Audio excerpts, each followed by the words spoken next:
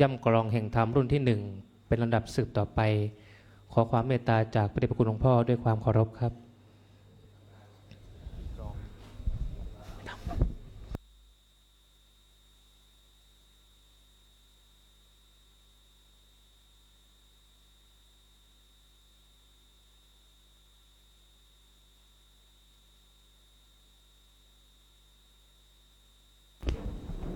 เปิดเข้าไฟ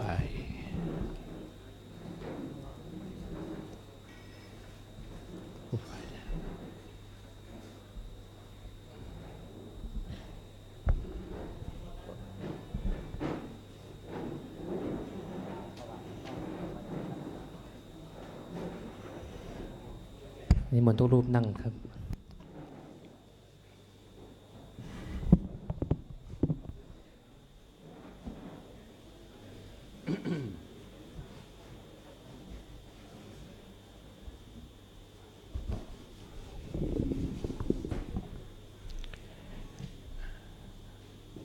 ขอถวายความรักความเคารพ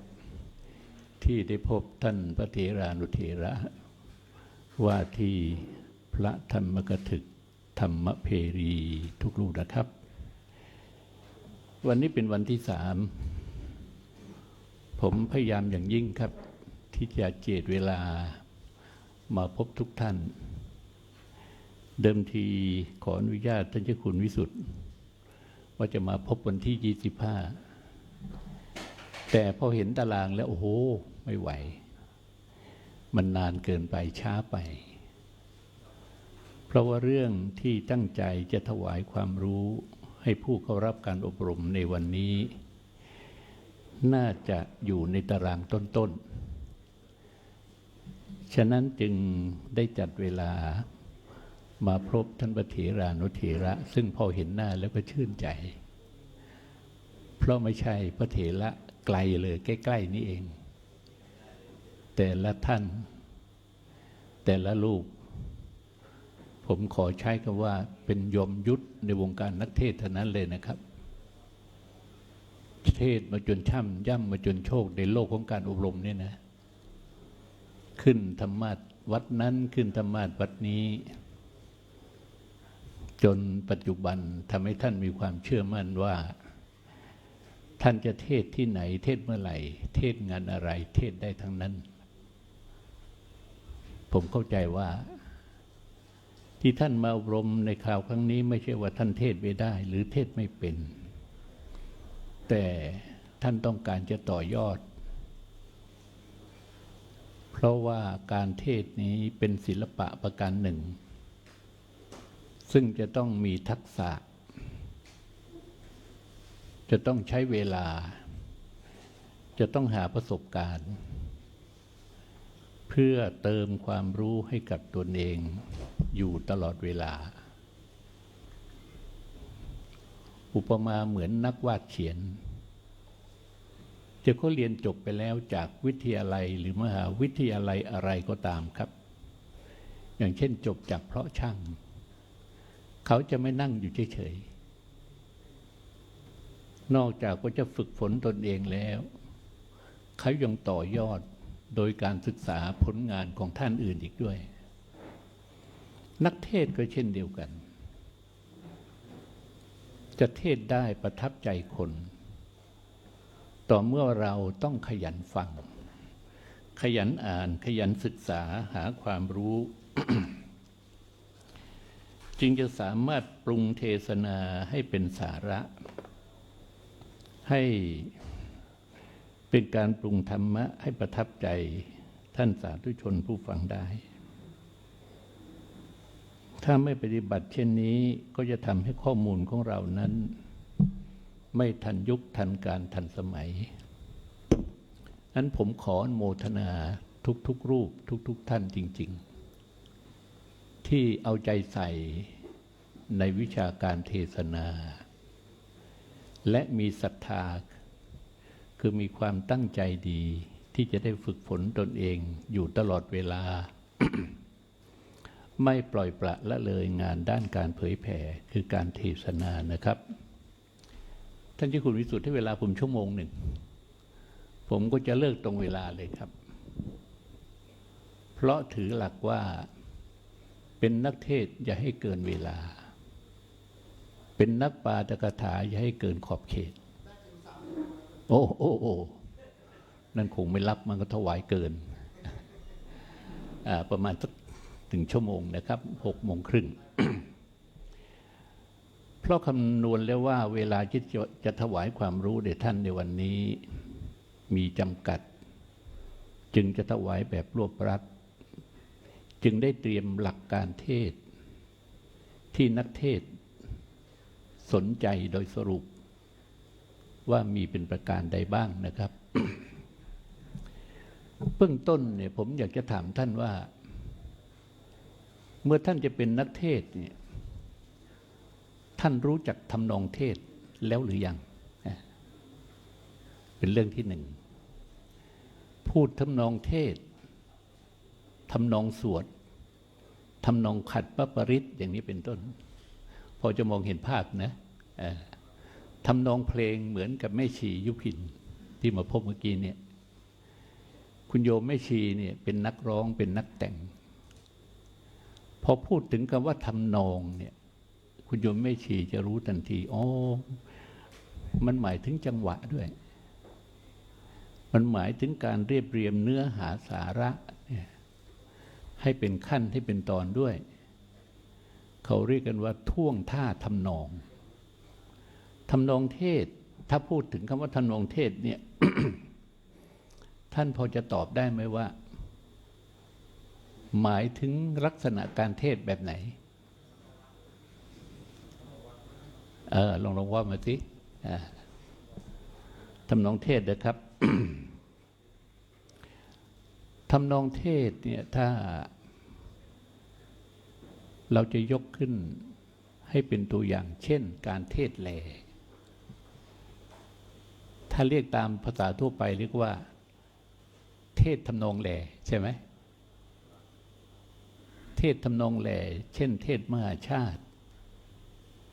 หรือเทศเล่าเรื่องชาดกยกชาดก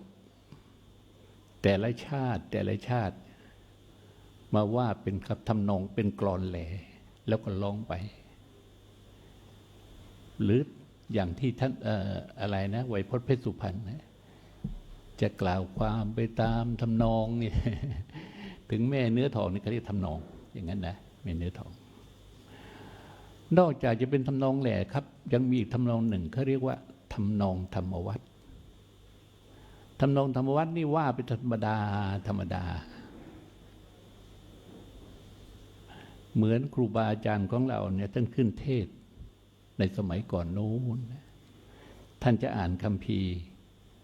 ตั้งนะโมว่าคาถาเสร็จแล้วว่าณบัดนี้อาตมภาพจักวิสัชนาพระธรรมเทศนา ในเมตตากถาว่าด้วยความมีเมตตาเพื่อฉลองศรัทธาท่านสาธุชนผู้สนใจที่มาจากบ้านไกลมาประชุมอยู่ณที่นี้เพื่อสดับรับฟังพระธรรมเทศนานี่ว่าไปอย่างเงี้ยนี่เป็นลีลาธรรมวัตรแบบต้นฉบับแท้ๆ เนื้อหาจะต้องสัมผัสนอกสัมผัสในน้ำเสียงว่าไปเรื่อยๆจะขึ้นบ้างลงบ้างก็ไม่เป็นไรคำที่ควรเน้นก็เน้นคำที่ไม่เน้นก็ไม่เน้นเนี่ยว่าไปอย่างเงี้ยนะครับแต่ปัจจุบันนี้ทำนองธรรมวัตรอย่างนี้เริ่มหายไปเราจะยกมาใช้ให้เป็นสัญลักษณ์เฉพาะตนต้นและหลังจากนั้นก็ไม่ใช่แล้วเราก็มักจะเทศแบบบรรยายใช่ไหมแล้วก็เอาทำนองธรรมวัตรมาต่อท้ายอีกครั้งหนึ่ง ตอนใกล้จะจบอย่างนี้เขาเรียกกันว่าเทศธรรมวัตรทำนองเทศนะผมได้ปรารภวันหนึ่งคือเทศแหล่2เทศธรรมวัตร 3ผสมกันทั้งธรรมวัตรและการแลผสมกันนี่3อย่างทีนี้ถามว่าท่านเนี่ยเคยเทศทั้ง2อย่าง3อย่างนี้มาแล้วหรือยังไม่ต้องพูดถึงไม่ต้องถามถึงเพราะไปเรียนสำนักใหญ่มาแล้วใช่ไหมฮะคงลงสู่สนามกันบ้างแล้วล่ะหรืออาจจะมีบางรูปที่อาจจะหวงตัวเองว่าเราอย่าเพิ่งเทศเลยดีกว่าเดี๋ยวเจ้าวาดจะลำบากนี่มีบางรูปเคยเล่าให้ฟังไม่กล้าเทศกลัวว่าเจ้าวาดจะลำบากก็น่าเห็นใจนะเพราะหลวงพ่อเจ้าวาดเนี่ยหลายวัดเลยท่านเทศไม่เป็นพระลูกวัดเนี่ยมาเรียนเทศพอไปขึ้นนะโม5 ชั้นท่านอุตริพวกแค่นี้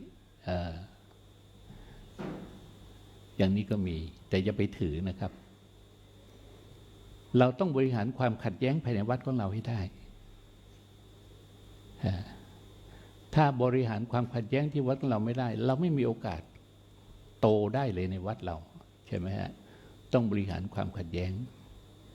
แต่ไม่ถึงกระจ่ายเช็ค15 ล้านนะเพื่อติดสินบนเจ้าวาดไม่ต้องอย่าไปทำงั้นมันผิดธรรมเนียมพวกเราใช้อะไรครับหลักสังฆาวัตถุเราต้องรู้จักให้อะไรให้ความรักท่านให้ความเอื้อเฟื้อต่อท่านให้ความเคารพนอบท่านอะไรเงี้ยไม่ต้องพูดถึงแล้วก็รู้กันดีอยู่แล้วนะครับ แล้วเราก็จะได้มีโอกาสแต่ก็ขึ้นธรรมาสน์แทนเจ้าวาดได้ถ้าหากว่าเรามีความมั่นใจว่าไม่ว่าจะเป็นเทศทำนองไหนเราเทศได้ก็ไม่ควรจะปล่อยโอกาสที่ผ่านไปนะครับมีโอกาสที่จะขึ้นธรรมาสน์ได้ควรขึ้นธรรมาสน์นี่นะนี่พูดถึงเรื่องทำนองการเทศประการต่อมาครับอยากจะพูดถึงเรื่องรูปแบบการเทศรูปแบบการเทศหมายถึงอะไรการเทศ1ธรรมาสน์การเทศปุจฉาวิสัชนา2 3ธรรมาสน์4 5ธรรมาสน์ผมเคยเทศมา6ธรรมาสน์7ธรรมาสน์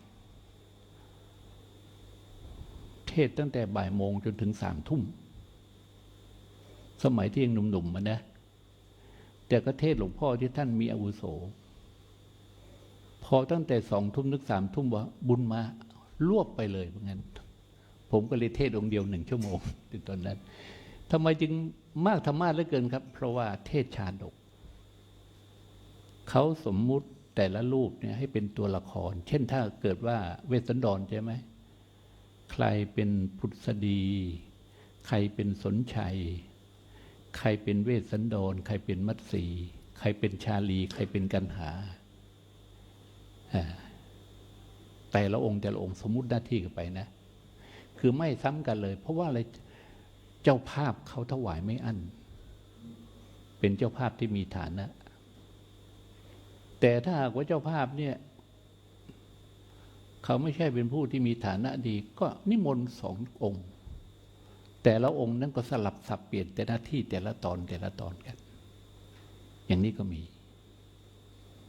คือพระรุ่นครูบาอาจารย์ของเรานี่นะครับผมต้องยอมรับว่าท่านเก่งท่านสามารถเนี่ยเอารูปบุคลิกลักษณะของท่านนะสื่อให้ญาติโยมเนี่ยติดตามไปได้ไม่รู้กี่ชั่วโมงยังติดตามไปได้โดยเฉพาะอย่างยิ่งการเทศ2 3ธรรมาสน์ที่บางทีท่านแสดงสมจริงสมจังหนังละครลิเกละครยังสู้ไม่ได้นะครับเพราะอะไรครับเพราะการแสดงของท่านมันสมบทสมบัติอาจารย์ของผมหลวงตาเพเยื่อไม้ท่านมีคู่เทศอยู่หลายรูปหนึ่งก็คือท่านพระครูชุมพลรุจิกรท่านเล่าให้ฟังว่าโดนเจ้าภาพหลอกให้ไปเทศแข่งกับลิเกหอมหวนคณะหอมหวนท่านก็ปรึกษาหารือกันว่าจะทำยังไงดี ตามธรรมดาระหว่างเทศกับลิเกมก็แพ้กันอยู่แล้วใช่ไหมใครจะมาฟังพระเทศสองรูปท่านก็เลยวางแผนกันบอกเราต้องแสดงให้สมถึงบทบาทเลย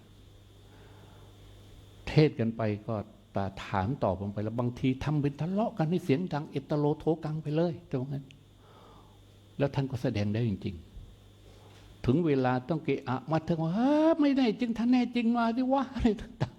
ๆโอ้โยมที่กำลังดูลิเกกันเสียงมันดังอยู่เฮ้ยพระทะเลาะกันพระทะเลาะกันไปดูหน่อยไปดูหน่อยละทิ้งจากหน้าฉากลิเกมาดูพระทะเลาะกันความจริงพระเทศคือพระเรานี่นะครับจะเคลื่อนไหวในบทบาทไหนเป็นพระเอกตลอดเป็นที่สนใจของประชาชนชาวไทยแม้งานการเทศของเรานี่นะครับอาจจะเป็นเรื่องที่จืดชืดเป็นงานธรรมดาธรรมดาแต่อย่าด้อยค่างานของเรานะผมพูดเรื่อยว่าบวชเป็นพระจะต้องมีหน้าที่เทศแสนวิเศษเทศดีมีแก่นสารเสริมปัญญาสาธุชนให้พ้นผ่านเทศคืองานของพระอย่าละเลยหากพระสงฆ์สืบสารการสั่งสอนประชากรจะศรัทธาและเลื่อมใสสถาบันจะมั่นจะคงอยู่คู่เมืองไทยพระธรรมวินัยจะคงมั่นนิรันดร์การนี่เพราะการเทศของเราเนี่ยอย่าด้อยค่าเรื่องการเทศเราจะต้องเทศได้ทั้งสองอย่างเทศทั้งธรรมวัตรธรรมาสเดียวเหมือนกับงานทั่วๆไปนะครับแล้วฝึกเทศสองธรรมาสให้ชำนิชำนาญฝึกถามตอบธรรมะโดยเฉพาะธรรมะที่เกี่ยวข้องกับปัญหาสังคมที่นิยมยกขึ้นมาเทศกันมากปัจจุบันนี้สื่อต่างๆที่ยกเรื่องปัญหาของสังคมขึ้นมาโดยมากเขาก็เล่าเรื่องไปเท่านั้นแต่ไม่กล่าวถึงหลักเหตุหลักผลคือรวมความว่าไม่กล่าวถึงเหตุไม่กล่าวถึงผลถ้าเราจะกล่าวถึงว่าทำไมคนสมัยนี้มันละโมบโลภมากเหลือเกินนะอยากเป็นใหญ่อยากเป็นโตอยากโก้อยากรู้อยากนั่นอยากนี่เพราะใจคนมันโลภเพราะใจคนมันโลภไม่กล่าวถึงเหตุนะเท่านี้ยังไม่พอนะไม่ลึกพอถ้าเราเป็นนักเทศเนี่ยเราจะต้องถามต่อไปว่าทำไมมันถึงโลภล่ะโยมทราบไหมเห็นไหมให้มันลึกลงไปจังว่าทำไมถึงโลภล่ะก็เพราะมันโลภก็เพราะคนเรานี่มันมีตัณหาติดมานี่สัญชาตญาณสันดานมนุษย์นั้นมันมีกิเลสติดมาด้วยถ้าเราไม่พัฒนาสัญชาตญาณหรือสันดานของคนให้ดีขึ้นคนก็ตกเป็นทาสของสันดานดิบล่ำไปกลายเป็นมนุษย์มหาภัยสร้างเรื่องจังไรอย่างที่เราเห็นทุกวันนี้อย่างนี้เป็นต้นนะนี่ขอโทษที่ใช้คำนี้หมายความว่าเราเทศเพื่อจูงใจคนมันต้องล้ำลึกลงไปขนาดนั้นความโลภความโกรธมันเกิดจากอะไรล่ะก็มันเกิดจากมานะอธิยมมานะคืออะไรล่ะนี่อธิบายต่อไปเรื่อยๆพูดไปถามไปแล้วโมหะล่ะมันเกิดมาจากอะไรอ่ะมันเกิดมาจากทิฏฐิวิปริตนิยมมันรู้ไม่จริงเนี่ยมันเป็นอวิชชาถ้ารู้จริงก็เป็นวิชาก็ปัญหามันก็ไม่เกิดถ้าเราสามารถได้เจาะลึกลงไปถึงรากได้อย่างนี้นั่นแหละครับจะทำให้ชาวบ้านรู้สึกว่าเอ๊ะนี่เราไม่ได้ฟังข่าวนี่เรื่องเล่าเช้านี้ก็ไม่ใช่เพราะมันไม่มีเรื่องพวกนี้นี่ใช่ไหมโชว์ข่าวเช้านี้ก็ไม่มีที่เราเห็นตามมือถือตามอะไรต่างๆเนี่ยเขาเรียกว่าข่าวที่เล่ากันโดยทั่วไปเนี่ยทั้งปลุกทั้งปั่นต่างๆมันไม่มีเรื่องทำนองนี้ก็เรียกว่าเหตุตื้นเหตุลึกมันไม่มี เอานะเราควรจะฝึกเทศพูดถึงเรื่องรูปแบบของการเทศยังไม่พอท่านรู้จักการใช้สำนวนเทศหรือยังเนี่ยใช้สำนวนเทศนั้นมีอยู่3 สำนวน 1 สำนวนที่เป็นธรรมาธิฐาน 2 สำนวนที่เป็นปุคคราธิฐาน 3 ผสมกันระหว่างธรรมาธิฐานและบุคคราธิฐาน เรียกรวมว่าเทศนาสาธกเนี่ยคำจำกัดความนี่นะแล้วนอกจากนั้นยังมีลีลาอีกลีลาการเทศคือความไพเราะความงามที่เป็นแบบเฉพาะตัวเหมือนท่านน่ะเทศเรื่องเดียวกันแต่ว่าลีลาไม่เหมือนกันน่ะการจะจับคัมภีร์ลีลาจัญญานี่อย่างหนึ่งลีลามัญญาตอย่างหนึ่งอะไรเงี้ยตลอดถึงลีลาที่ท่านเอามาใช้ในการเทศก็ไม่เหมือนกันบางท่านก็ใช้ลีลาขี่ม้าเรียบคายบางท่านก็ใช้กระต่ายติดแล้วบางท่านก็ใช้แก้วส่งเสียงบางท่านก็ใช้อะไรเอี้ยงคาบหญ้าแต่ที่ส่วนมากชี้กันไม่ผิดก็มักจะใช้สลิกาป้อนเหยื่อถ้าไม่ใช้สลิกาป้อนเหยื่อก็ใช้สลิการอเหยื่อรออยู่ก่อนอย่างนี้นะ ที่เขาเรียกกันว่าลีลานอกจากทำนองรูปแบบสำนวนการเทศแล้วเนี่ยลัดก็ไปสู่เรื่องสำคัญเป้าหมายการเทศหมุดหมายเป้าหมายการเทศของเราแต่ละครั้งเนี่ยท่านเคยตั้งไว้ไหมว่าเราหวังผลอะไรโดยเฉพาะอย่างยิ่งเนี่ยต้องการให้ผู้ฟังเนี่ยเขาได้อะไรบ้างลงทุนกันมากนะครับเนี่ยเรามาฝึกนี่ก็เป็นการลงทุนเราออกไปเทศแต่ละงานออกจากวัดไปเทศบางที่ข้ามจังหวัดเกือบวันนะไปเทศกันนะทุกวันนี้ผมเริ่มถอยในบางจังหวัดไม่ไปแล้วเจียมบอดี้รู้ดีว่าโอ้มันไกลเกินไปอย่างเมื่อกี้นี่มาก็รถติดเกือบชั่วโมงถ้าไม่เกรงใจท่านเจ้าคุณวิสุทธิ์ก็โอ้ยกหูโทรศัพท์ท่านเจ้าคุณวันนี้ของงดนะแต่ไม่ได้เพราะว่าต้องเคารพท่าน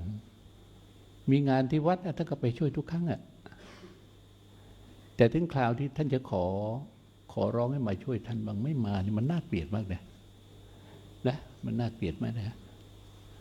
แล้วก็ที่วัดนี้ก็เป็นวัดที่เจ้าวาดกับผมก็มีความเคารพนับถือกันท่านเจ้าคุณพระธรรมวชิรโมลีนะรองเจ้าคณะภาค 4ท่านเป็นนักเผยแผ่ทั้งในประเทศและต่างประเทศเก่งครับมีความรู้มีความสามารถดีจากสวิตเซอร์แลนด์แดนไกลก็มาครองวัดยานวาเลยเป็นเจ้าวัดใหญ่ด้วยแล้วที่วัดนี้มาทีไรผมก็นึกถึงสหายของผมคงจำได้นะถึงใครอดทนอย่าท้อนะจำได้นะใช่ไหมอดทนสิอดทนอย่าท้อนะแต่พูดให้คนอื่นอดทนแต่ท่านไม่ทนไปซะแล้ว ท่านไม่ทนอดทนสิอดทนอย่าท้อนะท่านว่างั้นนึกถึงเสียงของท่านจำเสียงของท่านได้และอีกประการหนึ่งวัดนี้นะครับวัดยานวานี่เป็นวัดที่ล้นเกล้ารัชกาลที่3ทรงซ่อมแซมจากวัดข้อควายใช่ไหมยกขึ้นมาเป็นวัดยานวาไม่ธรรมดาในหลวงรัชกาลที่3เนี่ยกับผมลำลึกนึกถึงพระเดชพระคุณของพระองค์มากเลยครับระลึกหลายด้านหลายมิติวัดประยุรวงศ์ที่เป็นสำนักเทศนาสลิกาป้อนเหยื่อเพราะพระมหากรุณาธิคุณของพระองค์ทรงมีพระกระแสรับสั่งให้ท่านพระมหาจีเทพโมรีสมัยนั้นซึ่งเป็นพระนักเทศนะครับคลองวัดบูรณะหรือวัดเรียบอยู่ฝั่งนู้นนะสมัยก่อนไม่มีสะพานพุทธไ ไม่มีสะพานให้ท่านมาดำรงตำแหน่งเป็นเจ้าวาดวัดประยุรงสาวาสลองนึกดูเป็นพระเถระเป็นเจ้าวาดรูปที่3นะครับอ้าวหลวงพี่ผมพูดถึงยังไม่มาเลยผมพูดถึงมาเลยแล้วมาผมจะพูดได้ไหมเนี่ยเอาแล้วขอประทานอภัยกันแล้วกันนะก็ขอประทานอภัยเนี่ยตัวเล่าฟังพระเดชคุณนี่ที่ผมเล่าฟังนะมีความคุ้นเคยกับท่านมานานเคารพท่านในฐานะเป็นหลวงพี่นะครับ ทีนี้กล่าวถึงว่าในหลวงรัชกาลที่3นี่แหละพระองค์เจ้าเจษฎาบดินทร์ชื่อเดิมนะเมื่อท่านได้ขึ้นมาทะเริงถวันระยะราชสมบัติเป็นพระมหากษัตริย์รัชกาลที่3แล้วพระองค์ก็ทรงทำนุบำรุงพระพุทธศาสนาทุกด้านถ้าจะกล่าวโดยย่อก็คือไม่ว่าจะเป็นบุคลากรไม่ว่าจะเป็นด้านของวัดวาอารามทั่วๆไปนะครับศาสนบุคคลไม่ว่าจะเป็นศาสนบุคคลศาสนวัตถุศาสนธรรมพระองค์ทรงถวายความอุปถัมภ์ทุกอย่างมาลำลึกนึกถึงนี้แล้วก็ผมจะต้องมาพบท่านแล้วไม่ได้มามือเปล่านะร่มมาถวายท่านด้วยเดี๋ยวต้องถวายท่านเจ้าคุณด้วยนะร่มมาถวายท่านด้วยร่มนี้ถือว่าเป็นร่มธรรมร่มจากน้ำใจนะครับถวายท่านแล้วหวังว่าทุกรูปเนี่ยคงจะนำไปใช้นะคุณแจ็คซึ่งเป็นผู้บริหารธนาคารไทยพาณิชย์นำไปถวายผมบอกโยมว่าวันนี้จะมาพบพระนักเทศน์โยมเกิดศรัทธาสั่งมาทันทีเลยนะมาถวายท่าน กล่าวต่อไปว่าเป้าหมายของการเทศแต่ละครั้งเนี่ยเราต้องตั้งเป้าหมายเราอย่าไปคิดว่าไปเทศเหมือนกับไปสวดมนต์หรือไปเจริญพุทธมนต์อารมณ์มันต่างกันนะขอให้แยกแยะอารมณ์ตรงนี้ให้ได้ระหว่างที่เราไปงานสวดมนต์หรืองานเจริญพุทธมนต์เนี่ยระวังผลอะไรตั้งแต่เราออกจากวัดไปเนี่ยหวังผลนะไม่ใช่ไม่หวังผลอย่างเช่นว่าญาติโยมทำบุญเนี่ยอาราธนาให้เราไปเจริญพระพุทธมนต์เราต้องมีการเตรียมบุคลากรนะคณะของเราว่าองค์ไหนเป็นองค์ที่1องค์ไหนเป็นองค์ที่2องค์ไหนเป็นองค์ที่3องค์ที่1นั้นทำหน้าที่ในการขึ้นเสียงขึ้นกับลูกคณะของเราเนี่ยมันเข้ากันได้ไหมเห็นไหมเวลาสวดมนต์นะมีพิธีต่างๆเนี่ยเราจะเห็นว่าองค์ที่1ท่านขึ้นเสียงสวดมนต์เนี่ยองค์ที่2รับไม่ได้นะเพราะไม่ได้เตรียมการกันไว้ไงไปถึงท่านก็คิดว่าท่านสวดมนต์ได้แต่แท้ที่จริงแล้วขาดการเตรียมการทำให้เสียงสวดมนต์นั้นไม่ไพเราะเมื่อไม่ไพเราะก็กลายเป็นว่าไม่งามในเบื้องต้นไม่ไพเราะในเบื้องต้นไม่ไพเราะในท่ามกลางไม่ไพเราะสนอโสดในที่สุดคือตอนจบไม่ไพเราะเลยไม่สร้างศรัทธาประสาทะเนี่ยแต่ถ้าเกิดมีการเตรียมการว่าพระหนุ่มเนนน้อยมาเป็นจำนวนมากเราขึ้นเสียงสูงได้แต่อย่าให้สูงมากนี่เป็นต้นนะเอาละองค์ที่3แล้วทำหน้าที่ขัดชุมนุมเทวดาเอางั้นกันถ้าเรียกเต็มศัพท์เรียกว่าเป็นผู้ชุมนุมเทวดาองค์ชุมนุมเทวดานี่ก็สำคัญนะถ้าองค์ชุมนุมเทวดาใช้เสียงต่ำมากนะครับองค์ที่1เนี่ยท่านจะขึ้นเสียงต่ำตามสังเกตไหมเพราะว่าอะไรเสียงของท่านมันสิงอยู่มันจะจูงใจทำให้องค์ที่1นี่ขึ้นเสียงต่ แต่ถ้าเกิดขึ้นเสียงกลางๆเรารู้ว่าโอ้หลวงพ่อที่เป็นประธานท่านเสียงอย่างนี้เราก็ควรจะขัด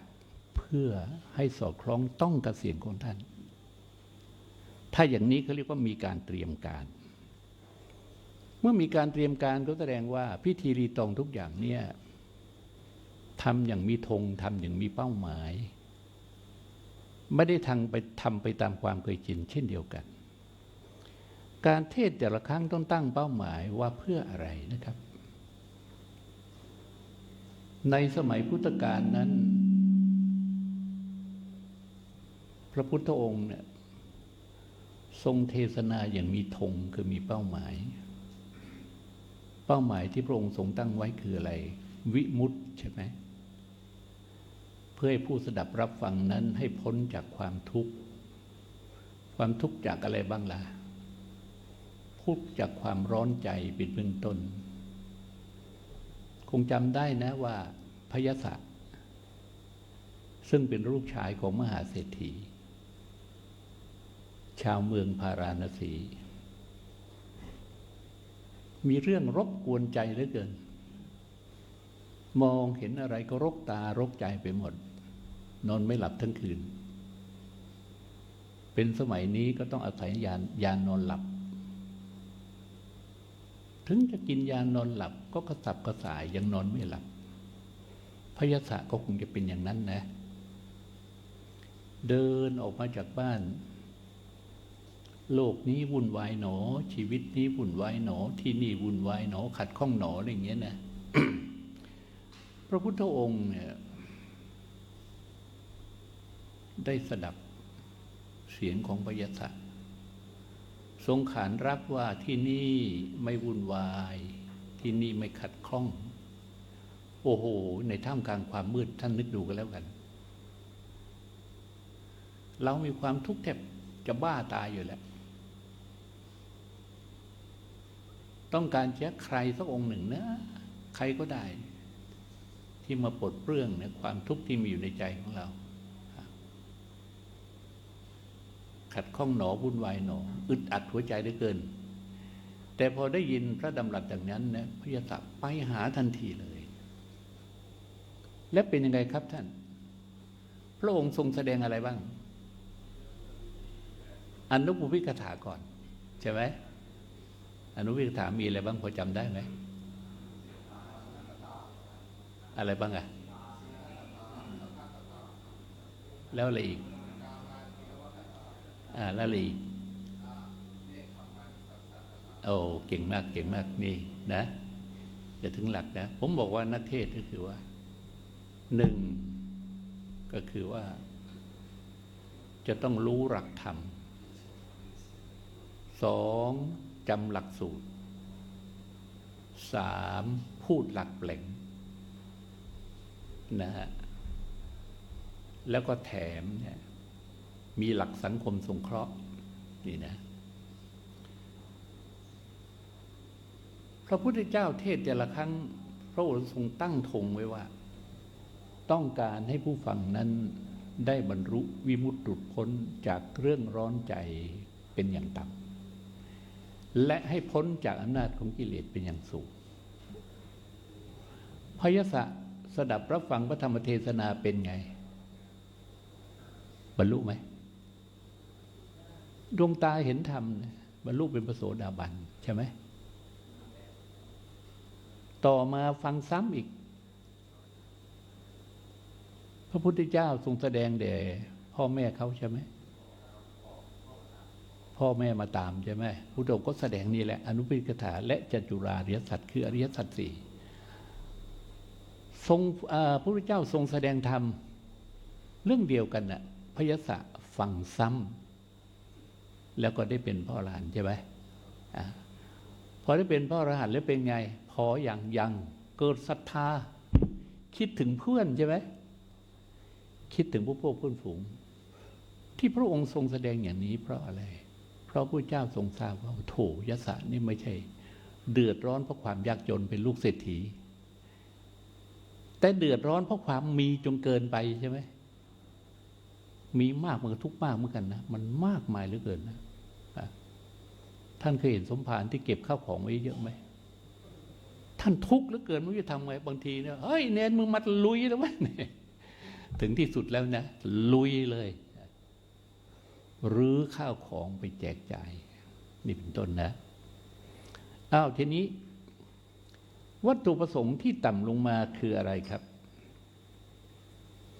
เพื่อให้ได้ความรู้ทั้งรู้ตัวและรู้สำนึกคงจำได้นะพระพุทธเจ้าโปรดองคุลิมานเนี่ยองคุลิมานฟังพระพุทธดำรัสสั้นๆองคุลิมานยังไม่บรรลุนะแต่รู้ตัวแล้วโอ๊ยคนที่พูดอย่างนี้ไม่ใช่คนธรรมดาด้วยเห็นบุคลิกลักษณะของพระเจ้าแล้วโอ้โหไม่ใช่ธรรมดาแล้วทำให้ท่านรู้ตัวและรู้สำนึกคนถ้ารู้สำนึกแล้วไม่ต้องการจะชั่วต่อไปองคุลิมานขอบวชในพระศาสนาฟังพระธรรมเทศนาต่อไปเรื่อยๆจนกระทั่งเนี่ยได้บรรลุเป็นพระอริยบุคคลเป็นพระเถระองค์สำคัญในพระศาสนาเอาทีนี้ ทำอย่างไรเราจึงจะให้ผู้ฟังเนี่ยเข้าถึงเป้าหมายก็เราก็เรียนกันมาแล้วไงใช่ไหมที่เคยสอนกันไว้ว่าเราควรจะใช้หลักเทศนาสี่สอใช่ไหมสอที่หนึ่งคืออะไรจำได้ไหมสันทัศนาสอที่สองสมาทปนาสอที่สามสมุตเตชนาสอที่สี่สัมปหังสนาสันทัศนาเนี่ยเป็นตัวแรกแปลว่าเทศให้แจ่มแจ้งสมาทปนาก็คือว่าเทศให้เกิดแรงจูงใจสมุตเตชนาเทศให้ผู้ฟังฮึกเหิมแก้วกล้าสัมปหังสนาเทศให้ผู้ฟังนั้นร่าเริงบันเทิงใจเนี่ยสี่สอเนี่ยนะ สอหนึ่งสอสองสอสามสอสี่เนี่ยหมายความว่าเราจะไปเทศที่ไรนะครับเราจะต้องตั้งใจใช้วิธีนี้แหละเรียกว่าเทศสี่สอนี่แหละ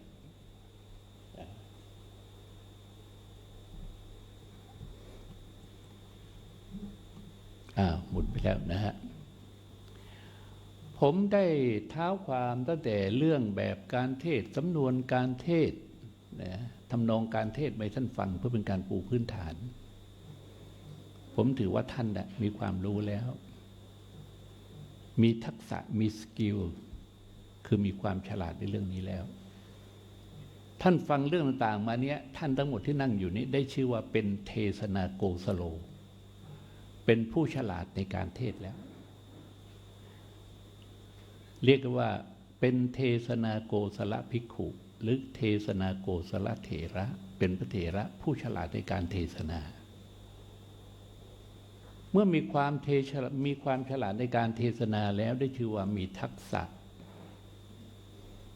ผู้ที่มีทักษะจะเทศได้น่าฟังเด็กฟังได้ผู้ใหญ่ฟังดีพระเนนเถรชีฟังได้ทั้งนั้นคือจะเทศให้ใครฟังก็ตามทีนะครับท่านจะรู้จักประยุกต์รู้จักย้ำรู้จักเน้นนะที่ผมอยากจะแนะนำให้ท่านได้ใช้เป็นประจำก็คือว่าขอให้เป็นรูปเทศนาสาธกยกเรื่องต่างๆมาเล่าได้แต่ตอนต้นเลยนะตั้งแต่ณบัดนี้เป็นต้นไปเนี่ยและท่านหาจังหวะที่จะเอาเรื่องเล่านะ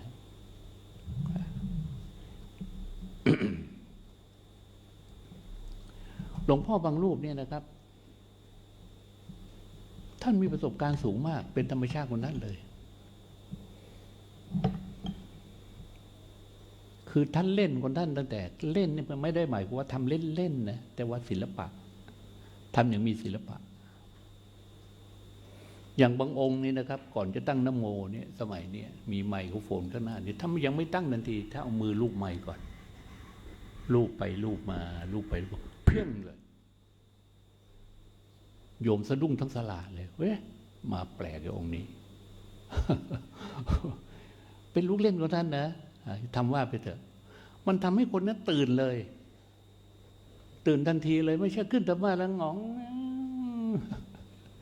กูจะไหวหรือเปล่าโน้อย่าได้มีความรู้สึกอย่างนั้นมันต้องแบบท่านเจ้าคุณวิสุทธิ์ได้เลยว่าทำอะไรอยู่ สาธุสิทำอะไรอยู่อย่างเงี้ยเป็นลูกเล่นคนนั้นเหมือนหลวงพ่อบางรูปเนี่ยโอ้โหผมเคยเห็นมาไปเทศน์สอนธรรมะด้วยกันท่านมีลูกเล่นตั้งแต่ครั้งแรกเลยแล้วเล่นได้ดีซะด้วยไม่ได้น่าเกลียดนะครับอยู่ในแบบอยู่ในจรรยาของนักเทศน์ทุกอย่างเลยทั้งหมดนี่เราถือว่าเป็นทักษะเป็นประสบการณ์เป็นความสามารถของท่านนะครับ แล้วผมก็จะนำท่านต่อไปเลยครับว่า เมื่อท่านหวังว่าจะทำให้ผลงานของท่านนั้นบรรลุวัตถุประสงค์ตรงตามที่เราตั้งไว้โดยจะเป็นอย่างหนึ่งอย่างใดก็ตามอย่าทิ้งหลักนอกจากจะใช้วิธีการเทศโดยใช้หลัก4 สอต่อกันไปเรื่อยๆที่ว่ามาแล้วนะครับอย่าทิ้งหลัก3 ประการอย่าทิ้งหลักต่อไปอีก5 ประการเราเรียกกันว่าหลักพระธรรมกถึกก็คือหลักของนักเทศนะครับอันดับแรกก็คืออนุปพิกถังกเทศสามิตั้งใจไว้เลยว่าเทศวันนี้เราจะเทศไปตามลำดับตามลำดับตัวนี้หมายถึงตามลำดับอะไรครับ1ตามลำดับของโครงเทศโครงเทศมีอะไรไม่ต้องพูดถึงนะขึ้นต้นอุเทศ2นิเทศ3ปฏินิเทศอุเทศก็คือหัวข้อของธรรมะนิเทศคือการอธิบายธรรมะ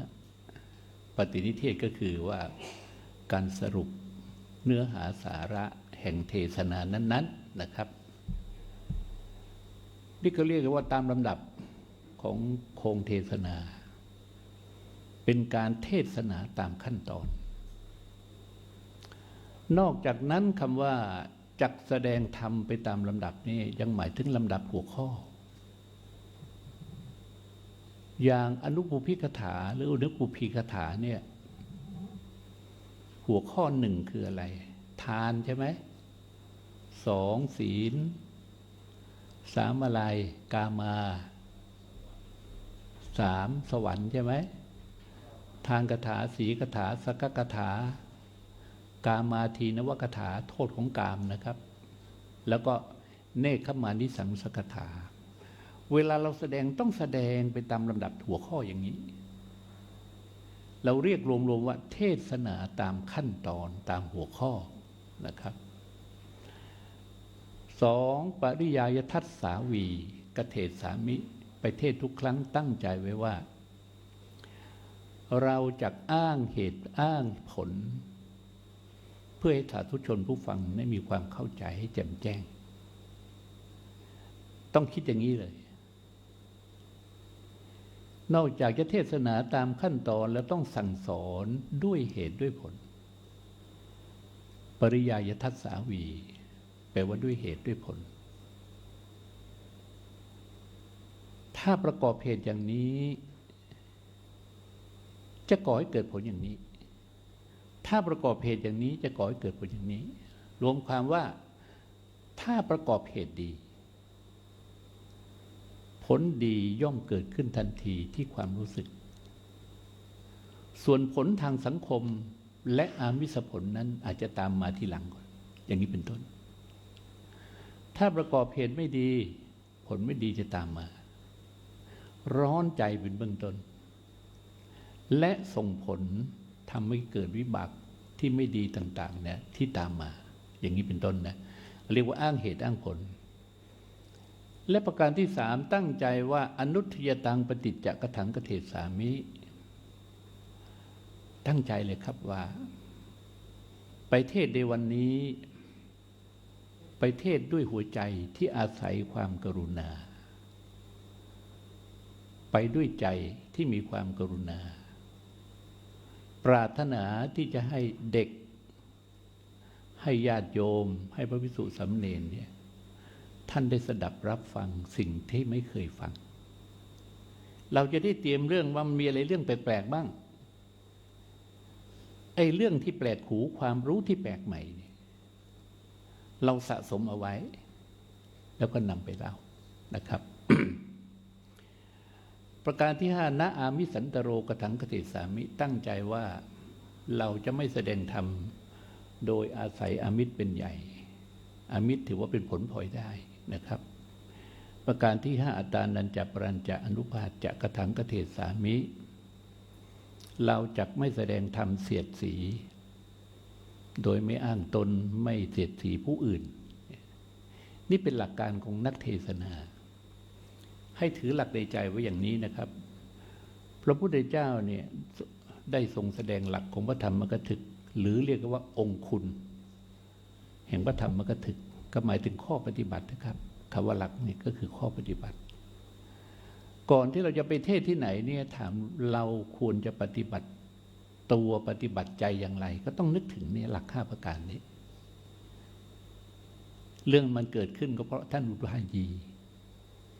มีคนพูดชมภาษาลีบุตรว่าโอ้โหเทศเก่งเหลือเกินจะเทศธรรมะล้วนๆก็น่าฟังจะเทศเรื่องนิทานสาธกก็น่าฟังไม่ว่าจะเทศเรื่องอะไรมันน่าฟังทั้งนั้นเด็กฟังได้ผู้ใหญ่ฟังดีอุทายีเขาฟังญาติโยมสรรเสริญภาษาลีบุตรแม่พูดกันลั่นเลยฟังภาษาลีบุตรมาแล้วเดินกลับบ้านก็พูดกันลั่นโอ้สารีบุตรพูดดีเหลือเกินอุทายีได้ยินอย่างนั้นก็บอกโยมได้ฟังภาษาลีบุตรโยมก็ชมเปาะอย่างนี้ถ้าได้ฟังอาตมาจะขนาดไหนนั่น อุทายีตัวหาเรื่องอุทายีกวนน้ำไม่ขุนนะโยมก็ต้องอ้าวนี่วัดไอ้ที่เมืองโกสัมพีเนี่ยโกสัมพีวัดอะไรวัดโกสัมพีเมืองโกสัมพีที่พระทะเลาะกันน่ะโคสิตารามใช่ไหมพระทะเลาะกันโยมก็ว้าวที่โคสิตารามนี่มีพระนักเทศน์หลายองค์นะนอกจากจะมีท่านสารีบุตรธรรมเสนาบดีแล้วยังมีท่านอุทายีเป็นยอดนักเทศน์อีกด้วยก็อยากจะฟังท่านเทศบ้างโอ้โหนิมนต์แล้วก็ผัดเพี้ยนมาเรื่อยครั้งที่1โอ้ไม่สบายฝนตกเป็นหวัดหน่อยๆเทศไม่ได้ครั้งที่2ก็เอาอีกแล้วครั้งที่3ก็เอาอีกแล้วครั้งที่4ไม่ไหวแล้วเข็นขึ้นธรรมาสน์เลยนึกว่าขึ้นธรรมาสน์เดี๋ยวมันมาเองอะไอ้วิชาความรู้ต่างๆเหมือนพระบางรูปอยากจะลองของที่มีเรื่องเล่าว่าหลวงตานี่อยากจะเทศเห็นพระเถระบางรูปเทศโอ้โหกันเทศเยอะแยะเลยผลหมากลากไม้เต็มธรรมาสน์หน้าธรรมาสน์กองเต็มหมดเลยหลวงตาก็มาบ่นลูกศิษย์ทำยังไงเนี่ยข้าจะเทศได้มั้งวะลูกศิษย์มันก็มาโถไปยากเลยเรื่องเทศข้างล่างเนี่ยเราจะไม่รู้ว่าเราเทศเป็นพอขึ้นธรรมาสน์แล้วก็เทศได้หมดเพราะบนธรรมาสน์นะเป็นที่มาของธรรมะธรรมโมทุกอย่างแล้วหลวงตาขึ้นไปเถอะขึ้นธรรมาสน์ไปเท่านั้นแล้วมันมาเป็นตับเลยมาเป็นแถวหน้าสลอนเชียวว่างั้นนะงั้นเหรอโธ่ลองดูเถอะหลวงตาได้โอกาสขึ้นธรรมาสน์ไปหันซ้ายหันขวาเฮ้ยไอ้เปียไม่เห็นมาวะ ตั้งนะโมก็แล้วขึ้นอุเทศก็แล้วไม่เห็นมีอะไรมาวะไอ้เปียเนี่ยบอกว่าถ้าไม่มีอะไรมาหลวงตาก็ลงเถอะโดนหลอกไอ้เรื่องนี้ไม่ใช่ว่าจะเป็นเองนะต้องฝึกนะให้รู้ด้วยเป็นว่าท่านอุทายีเนี่ยก็เลยถูกชาวบ้านในประณามนะครับฉะนั้นหลักนี้เป็นหลักเบื้องต้นที่พระธรรมกถึกจะต้องถือเอาไว้ในใจนะครับ ใช้คำว่าสมาทานเนี่ยกันนะต้องสมาทาน องค์ทั้งห้านี้จึงจะใช้ได้ พอเราตั้งใจจะไปเทศที่ไหนแล้วเนี่ยเราลองวิเคราะห์คนฟังด้วยใจเรามาหน่อยว่าเนี้ยเหมือนกันนะท่านก็เป็นผู้ฟังผมก็บรรยายถวายความรู้กับท่านเนี่ยเหลืออีกประมาณเท่าไหร่20 นาที20 นาทีนะฮะ เราก็ต้องมีการประเมินว่าผู้ที่จะมาฟังเราเทศเราบรรยายนี้มีกี่ประเภท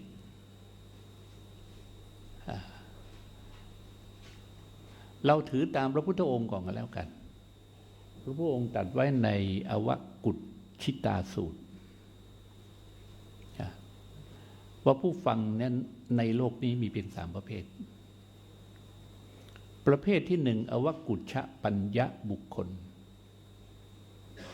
บุคคลผู้มีปัญญาคว่ำหมายความว่าไงดีจะว่าให้ฟัง2อุดฉังกับปัญญบุคคลตกยอยักษ์ตกยอหญิงนะครับปัญญบุคคลแปลว่าบุคคล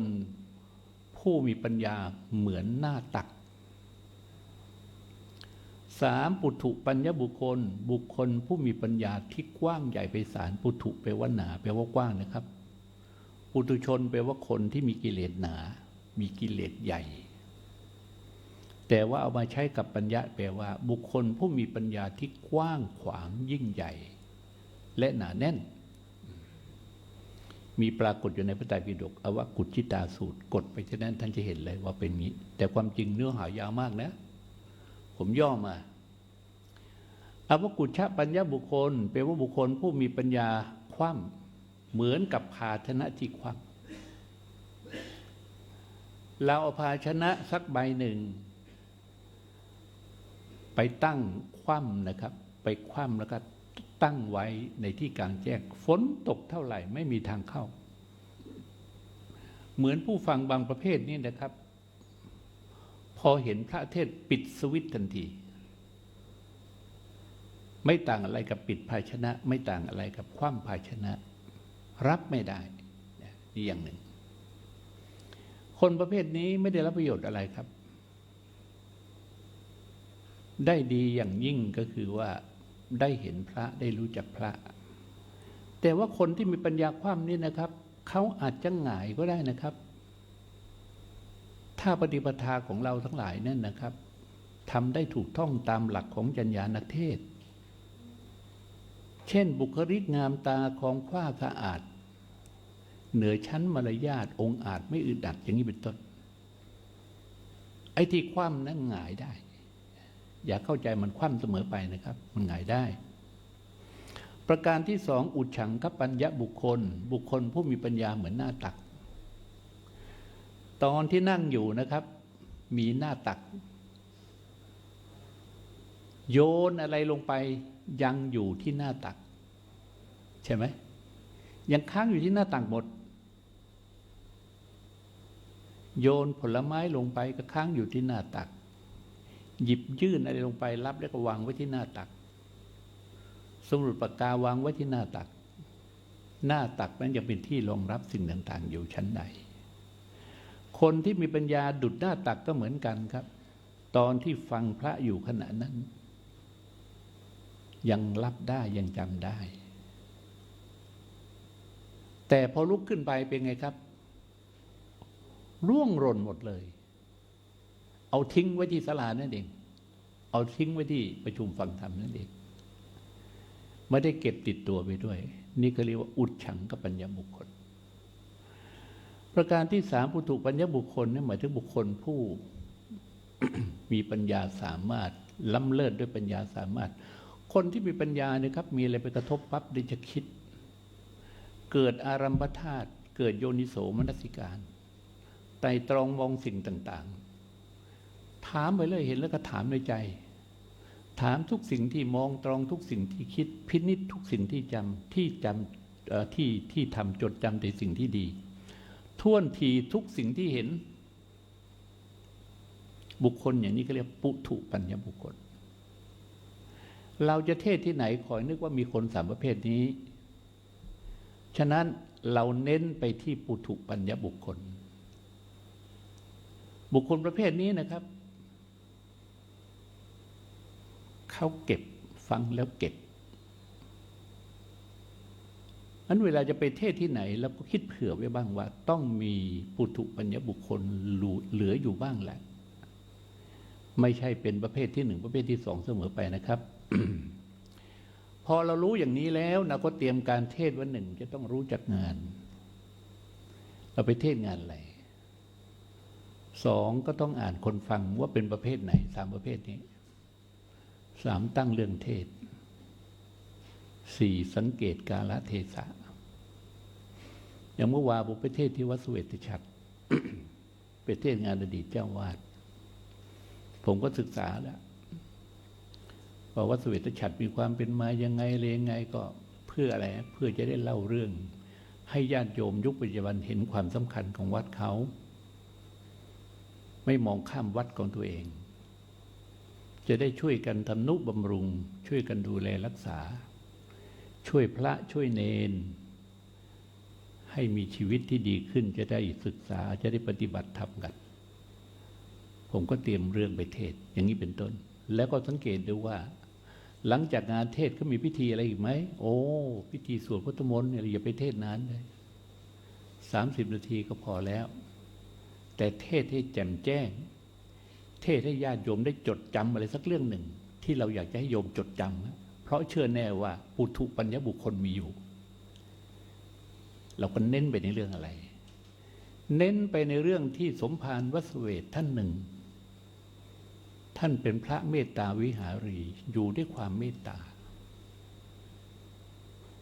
ประชาชนเข้าหาท่านได้ง่ายไม่รังเกียจว่าคนนั้นจะเป็นคนดีคนไม่ดียากดีมีจนคือคนเหมือนกันท่านเปิดกุฏิต้อนรับญาติโยมเป็นประจำใครมาหาท่านนี่ผลหมากรากไม้ท่านใส่ไว้ในถาดเตรียมต้อนรับหมดความมีเมตตาคนท่านเสมอต้นเสมอปลาย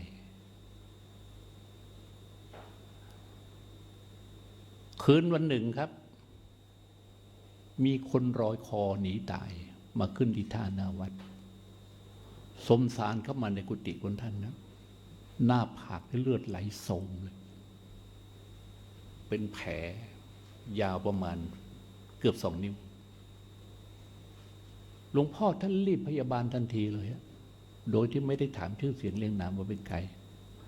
หยุกยามาใส่แล้วก็ให้เข้าไปในห้องท่านลูกเข้าไปนอนในห้องพ่อจะดูแลรักษาจนกว่าจะหายแล้วจะก็กลับไปพาพ่อหาแม่นะนี่เหตุการณ์ที่เกิดขึ้นก่อน 2,500 นะครับที่ผมเล่าที่ประชุมฟังพระในวัดเสวตบางองค์ยังไม่รู้เลยว่าเกิดเรื่องอะไรขึ้น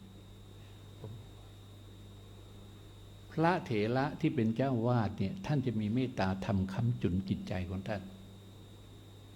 เหมือนพระคุณหลวงพ่อยุ่นทำเนี่ยถ้าไม่มีเมตตาจะไม่มาหรอกผมเชื่อท่านอยู่สวิตเซอร์แลนด์สบายจะตายแต่ท่านไม่เมตตากรุณานะไม่มือเอื้อเฟื้อต่อกิจการนักสงฆ์ไม่มาผมก็เล่าเรื่องสมภารนี้ท่านฟังปรากฏว่าคนป่วยคนนี้ครับเป็นโจรตัวฉกาจเลยปล้นที่หัวรอนะครับแล้วถูกเจ้าบ้านเขาเอาขวานเฉาะหน้ามันลอยคอมาพลางตัวมาเหตุการณ์เกิดขึ้นในตอนประมาณค่ำๆลอยคอมานะครับน้ำมันลงเร็ว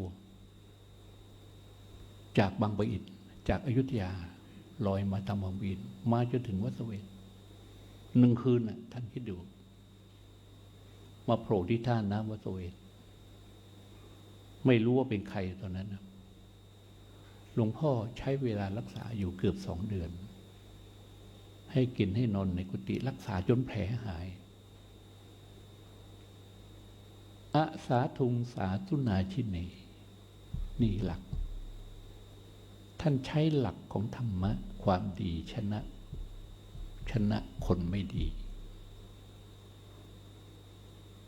โจรผู้นี้หายแล้วไปไหนไหมไม่ไปขอบวชเลย บวชพรรษาแรกได้นักธรรมชั้นตรี2 โท 3 เอก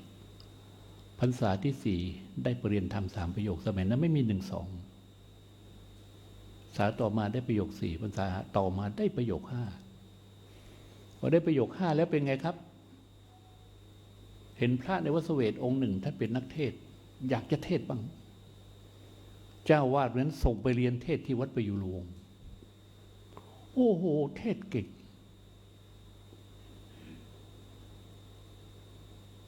จากที่เป็นขุนโจรกลายเป็นนักเทศเป็นนักปล้นเป็นนักจี้แต่กลับมาเอาดีโดยการเป็นนักเทศชื่อว่าพระมหาบุญหลวงพ่อเจ้าวาดพอตายลงท่านได้เป็นเจ้าวาดแทนครับเป็นพระราชาคณะชื่อว่าท่านเจ้าคุณพระศาสนนุเทศ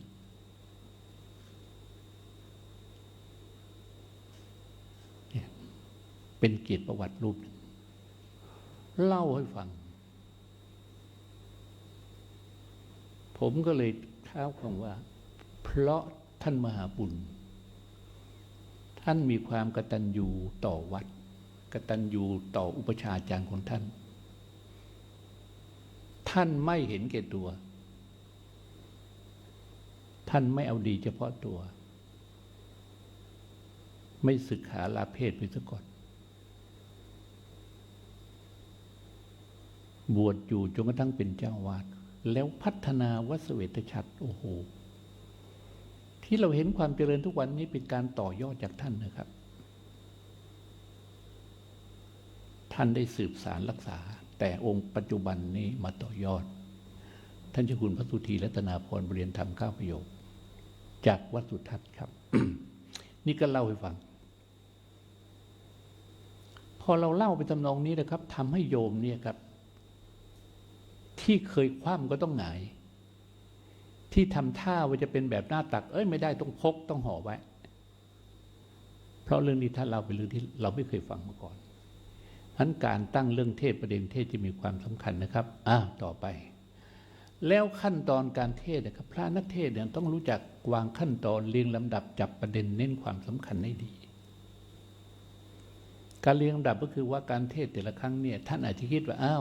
อุเทศก็คือว่ามีตัวกระทู้เทศใช่ไหมไม่พอนะครับท่านจะต้องเรียงลำดับเนื้อหาสาระเนื้อถ้อยกระทงความตั้งแต่กวันณบัดนี้เป็นต้นไปเนี่ยท่านจะเริ่มยังไงต่อด้วยยังไงอย่างนี้เป็นต้นเดี๋ยวมีสำนวนตัวอย่างให้ฟังนะครับอันนี้ผมต้องจับประเด็นความตั้งแต่ตอนที่ 1ไปเลยครับตอนอุเทศแต่ประเด็นความสำคัญมีอะไรบ้างและประการที่2นะครับในตอนนิเทศเทศนามีประเด็นความสำคัญอะไรบ้างอัฏฐประเภทเหตุผลท่านมีหรือยัง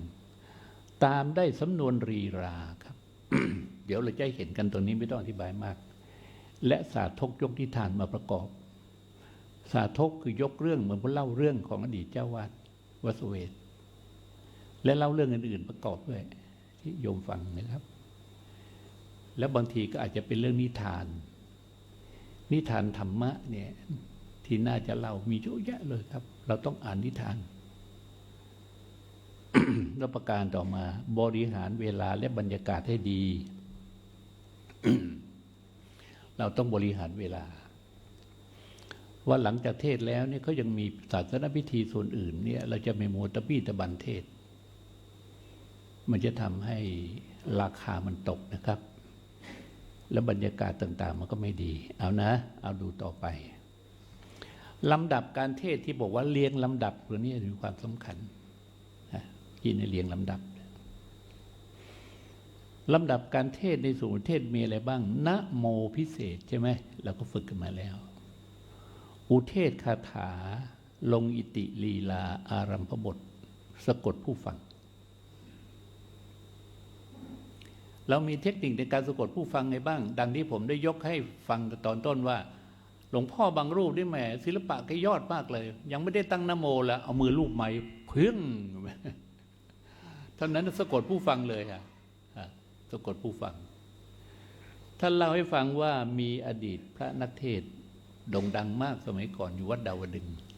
หลวงพ่อเจ้าพระครู พระครูโวณธรรมาจารย์นะครับ เสียงของท่านเนี่ยมันเสียงประหลาดมากเสียงก้องเสียงดังและบุคลิกลักษณะของท่านก็เป็นพิเศษหลวงพ่อผู้โวนี่เป็นศิษย์ของวัดมหาธาตุนะครับย้ายจากวัดมหาธาตุยุวราชรังสิตแล้วไปอยู่ที่วัดดาวดึง เวลาท่านขึ้นนะโมเนี่ยหมาที่นอนอยู่ใต้ธรรมาสมันยังตื่นเลยเสียงมันกัดหูมากเสียงของท่านเป็นไงผมก็ไม่เคยได้ฟังได้เล่าลือกันอย่างนั้นโวหารปฏิภาณของท่านเนี่ยมันน่าฟังจริงๆครับท่านชำนาญในการเทศทั้งสองรูปแบบธรรมวัตรและเทศปุจฉาวิสัชนานะครับไม่ว่าจะเป็นนะโมพิเศษอุเทศคาถาลงอิติลีลานี่ทั้งอลัมพบทด้วยนะครับเราต้องเน้นเพื่อหากลยุทธ์ในการสะกดผู้ฟังเราต้องคิดหายได้เลยตั้งแต่ตอนต้นนี้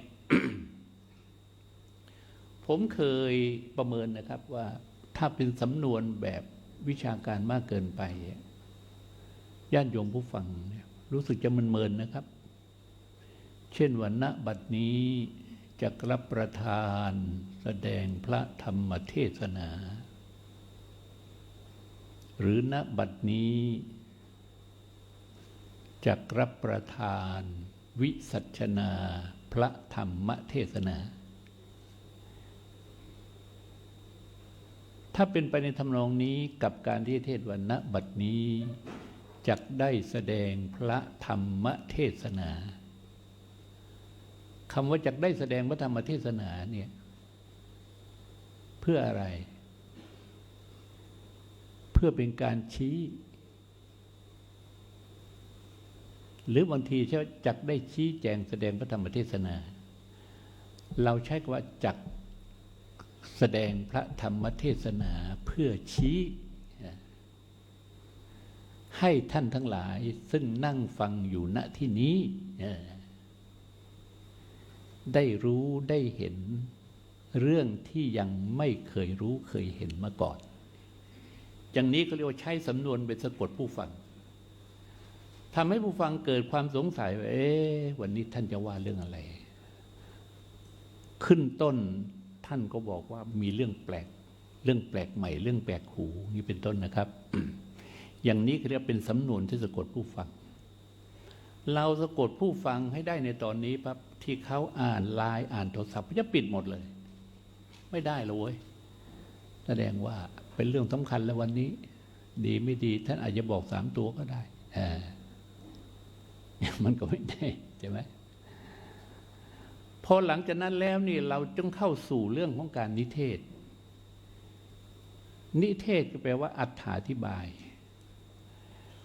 กระจายอะไรที่มันรวมๆกันอยู่แผ่ออกไปเสียกระจายออกไปให้เห็นได้ชัดเหมือนกับอะไรก็ล่มนะที่มันหบอยู่นี่อย่างนี้ไม่ใช่นิเทศแต่ถ้าเกิดกางออกไปงั้นโอ้โหแผ่ออกไปเลยหรือพัดเนี่ยที่มันยังปรับตัวซ้อนๆกันอยู่เนี่ยมันยังไม่ขยายออกไปไงไม่ถือเป็นนิเทศแปลว่าทำให้เห็นแสดงให้เห็นพูดให้เห็นการที่นิเทศได้ดีคือ1อัตถะความหมายของธรรมะต้องมีแล้วธรรมะนั้นเป็นประเภทไหนเราต้องอ่านให้ออกว่าเป็นกุศลหรืออกุศลถ้าบาปก็ต้องเป็นเรื่องของอกุศลถ้าบุญก็เป็นเรื่องกุศลอย่างนี้เป็นต้นเนี่ยในขณะที่เราจะเทศเรื่องอะไรเนี่ยในสมองเรามันต้องพร้อมหมดเลยต้องมีพร้อมว่าเราจะอธิบายมีทางบวกก็ได้อธิบายทางลบก็ได้อยู่ที่เรานี้และมีเหตุผลประกอบทุกเรื่องปนอุปมาสาทกที่ผมได้ย้ำเดี๋ยวตอนต้นว่าการเทศของเราเนี่ยถ้าจะเทศให้ได้ประทับใจให้คนฟังติดตามฟังเสมอต้องเป็นเทศนาสาทกไม่ใช่เป็นเทศนาธรรมแบบธรรมดาแต่ต้องเป็นเทศนาสาทกนะครับ จนกระทั่งอธิบายไปตามประเด็นความที่เราตั้งไว้แล้วเราก็สรุปนั่นคือเก็บความย่อๆต่อด้วยภาษิตข้อคิดทิ้งท้ายพรก่อนเอวังเนี่ยเป็นลำดับของการเทศทั้งหมดนะเอาที่ไปดูสำนวนกัน สำนวนเทศนาสำนวนขึ้นต้นสำนวนลงท้ายนะโมตัวอย่างเช่นนะโม5 ชั้นนี่ ไม่ต้องให้ช้านักไม่ต้องให้เร็วนักตั้งนะโมให้เต็มปากเต็มคำขึ้นนะโมให้เต็มคำอ้างหลักธรรมให้เต็มคอนี่พุทธการเทศนะแต่ถ้าเกิดเป็นการเขียนใช้ภาษาทุกอย่างให้ชัดให้เป็นไปทำนองที่ว่าภาษาพูดอย่าให้เพี้ยนภาษาเขียนอย่าให้พลาดถือหลักนี้ไว้เสมอนะโมตัสสะภะคะวะโตอะระหะโตสัมมาสัมพุทธัสสะนะโมตัสสะภะคะวะโต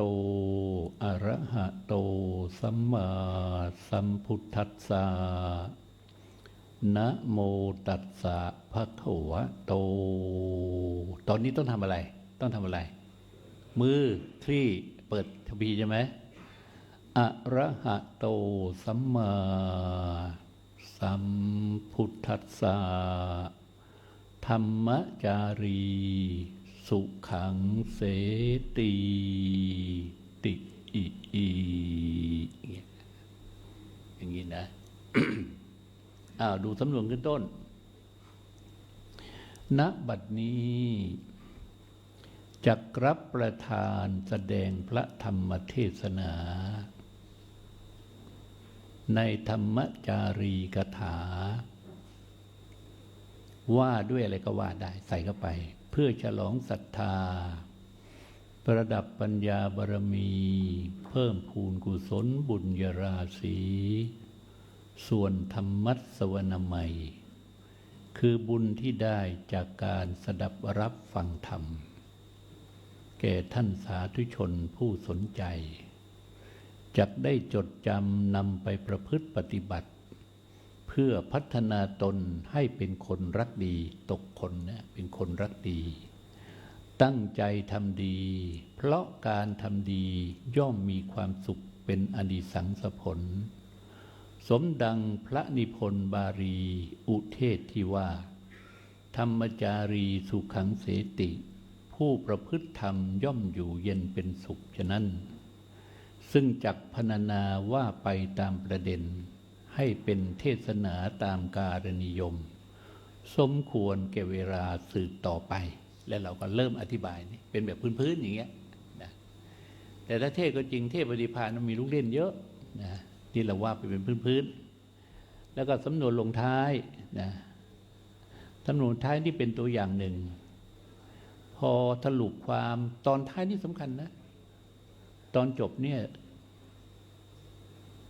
เช่นอาจจะมีกลอนว่ามีอะไรก็ไม่ดีเท่ามีธรรมมีทองคำหรือจะสู้ธรรมะได้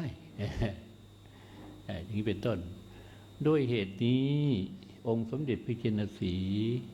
จึงตรัสสอนให้ท่านสาธุชนทั้งหลายประพฤติธรรมเป็นประจำทุกคืนทุกวันไม่ว่าจะอยู่ในท่านั่งไม่ว่าจะอยู่ในท่านอนหรืออยู่ในอิริยาบถใดก็ตาม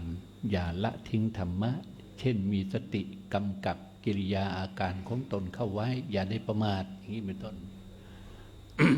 และถือโอกาสบำเพ็ญธรรมะข้ออื่นๆหากเป็นเช่นนี้ชีวิตของเราก็จะประสบความสุขทุกเวลาดังชี้แจงแสดงมาและเราก็นี่เทศนาวสาเนในอวสานการเป็นที่สิ้นสุดเป็นที่สุดยุติลงแห่งการแสดงพระธรรมเทศนานี้อันมีเวลาจำกัดซึ่งได้รวบรัดแสดงมาต่อไปเลยนะครับรัตนัตยานุภาเวนะขอเดชะพระไตรรัตน์เป็นฉัตรกั้นขอทุกท่านพิญโยสโมสรมีชีวิตสุขสันต์นิรันดรไม่สั่นคลอนคงมั่นนิรันดร์การเทศนาบรรหารดังชี้แจงแสดงมาพอสมสมัยได้เวลาจึงขอสมุติยุติพระธรรมเทศนาลงคงไว้แต่เพียงเท่านี้เอวังก็มีด้วยประกาศนีจบครับ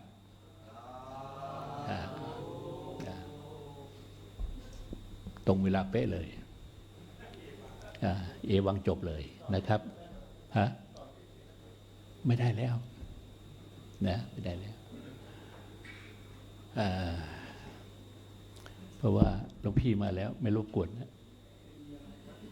รบกวนพี่มากไป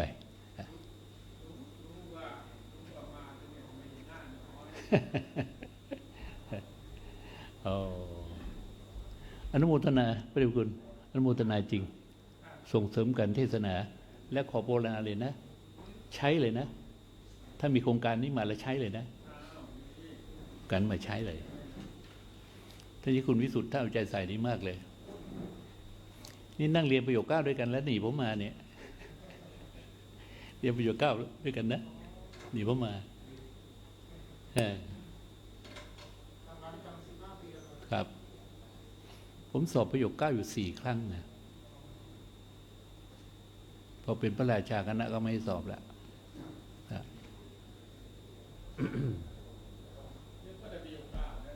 ยังไม่หนีกันไม่หนีกันไม่หนีกัน